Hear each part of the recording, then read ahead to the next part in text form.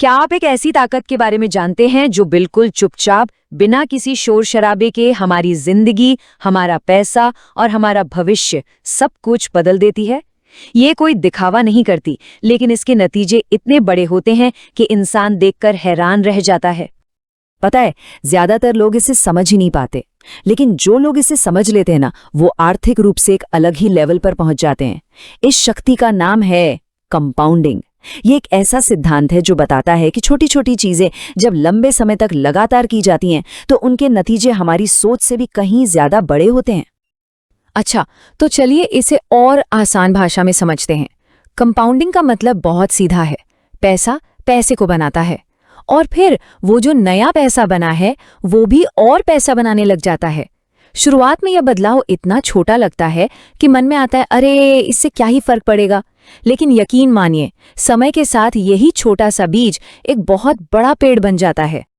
इसे समझने का एक और बहुत अच्छा तरीका है स्नोबॉल इफेक्ट। जरा सोचिए, जैसे बर्फ का एक छोटा सा गोला पहाड़ की चोटी से लुढ़कना शुरू करता है। पहले तो वो छोटा ही रहता है ना, मगर जैसे जैसे वो नीचे आता जाता है, वो और बर्फ लपेटकर बड़ा और बड़ा होता जाता है।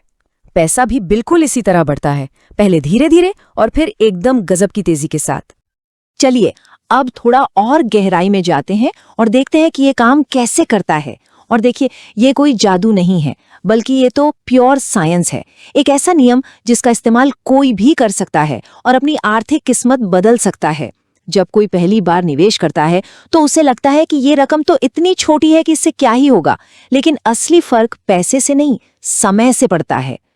महान वैज्ञानिक एल्बर्ट आइंस्टीन तक ने इसकी ताकत को पहचाना था। जब पैसे पर मिला हुआ रिटर्न भी रिटर्न कमाने लगता है, तब हमारी कमाई सिर्फ हमारी मेहनत से नहीं होती, बल्कि हमारा पैसा भी हमारे लिए मेहनत कर रहा होता है। मतलब हमारा पैसा हमारे लिए 24 घंटे काम कर सकता है, तब भी जब हम सो रहे हों। तो इस पूरे खेल में सबसे जरूरी चीज क्या है? पैसा नहीं। अगर कंपाउंडिंग को कोई चीज सबसे ज्यादा ताकत देती है तो वो है समय। जी हाँ, समय कंपाउंडिंग का सबसे बड़ा दोस्त है।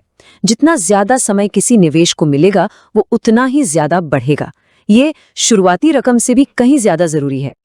ये स्लाइड इस बात को बहुत अच्छे से समझाती है।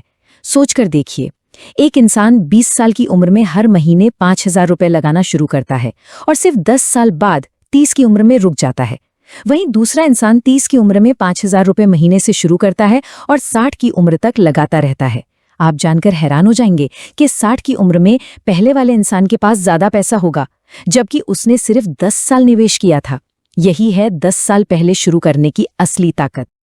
पता है, बहुत से लोग इसीलिए हार मान लेते हैं क्योंकि शुरुआत में ग्रोथ बहुत बहुत धीमी लगती है। उन्हें लगता है कि कुछ हो ही नहीं रहा, लेकिन असली जादू तो बहुत बाद में होता है।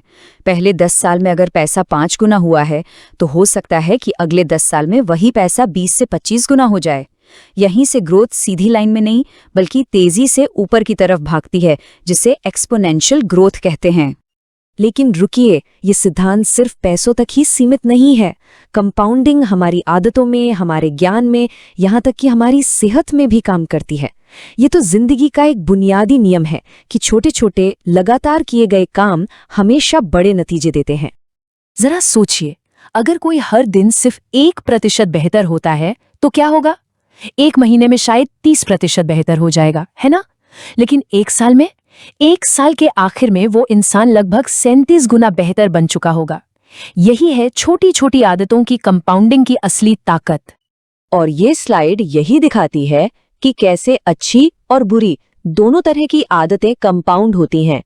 रोज 15 मिनट पढ़ना किसी को अपने फील्ड का एक्सपर्ट बना सकता है, और रोज थोड़ी सी फिजूल खर्ची एक दिन बड़े कर्ज में डुबो सकती है। हमारा हर छोटा फैसला या तो हमें आगे बढ़ाता है या फिर पीछे धकेलता है। कोई भी फैसला न्यूट्रल नहीं होता। तो अब सवाल ये उठता है कि अगर ये इतना शक्तिशाली है, तो हर कोई इसका फायदा क्यों नहीं उठा पाता? क्योंकि इस प्रक्रिया के कुछ दुश्मन भी हैं। ये दुश्मन हमारी तरक्की को चुपके से रोक देते हैं और हमें पता भी नहीं चलता। चलिए इन्हें समझते हैं। सबसे पहला दुश्मन है अधीरता, मतलब हमें तो रिजल्ट्स अभी के अभी चाहिए। फिर आती है रुकावट। बार बार निवेश को रोकना उस पौधे को उखाड़ने जैसा है जो कभी पेड़ नहीं बन पाएगा। फिर बहाने, जैसे अभी वक्त ठीक नहीं है या जब ज्यादा पैसे होंगे तब देखेंगे, ये हमें कभी शुरू ही नहीं करने देते। और आखिर में कर्ज, वो तो कंपाउंडिंग का ठीक उल्टा है। जब निवेश किया जाता है तो हमारा पैसा हमारे लिए कमाता है, हमारी एक सेना की तरह।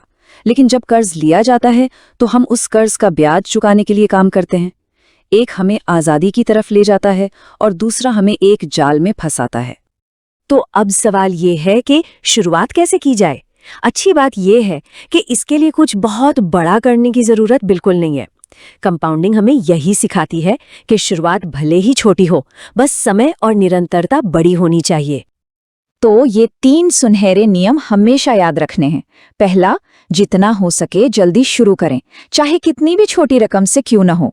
दूसरा, एक बार शुरू करने के बाद लगातार चलते रहें, रुके नहीं। और तीसरा, सबसे जरूरी, धैर्य रखें। ये एक मैराथन है, कोई 100 मीटर की दौड़ नहीं।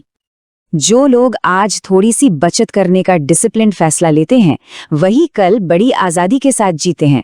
और जो लोग आज सब कुछ खर्च कर देते हैं, वे कल मजबूरी में जीते हैं। सीधी सी बात है, हमारे भविष्य की आज़ादी आज के छोटे छोटे फैसलों से ही बनती है।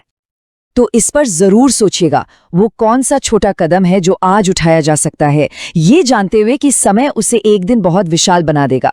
क्योंकि याद रखिए, जीत उसी की होती है जो ठहरता है, टिकता है और लगातार चलता रहता है।